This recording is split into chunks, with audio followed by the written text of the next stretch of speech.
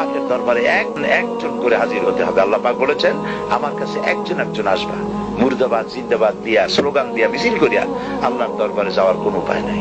আল্লাহ আর তার বান্দা, সুবহানাল্লাহ। আল্লাহ প্রশ্ন করবেন, বল এইসব কাজ করছিস কিনা? আল্লাহর কাছে জবাব দেওয়া কি কঠিন হয়ে যাবে সেদিন।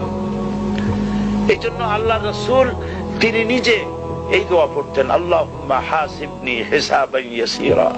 আয় আল্লাহ পাক, তুমি আমার সহজ হিসাব নাও।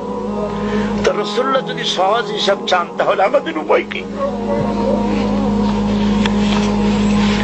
আল্লাহ তুমি আমাদের সহজ হিসাব নিও। রাসূলুল্লাহকে প্রশ্ন করা হয়েছে, হুজুর সহজ হিসাব কি? হুজুর বলেছেন, আল্লাহ যাকে মাফ করতে চাইবেন তাকে একটা পর্দার আড়ালে নিয়ে যাবেন, জিজ্ঞেস করবেন, এই বান্দা এইসব কাজ করছো?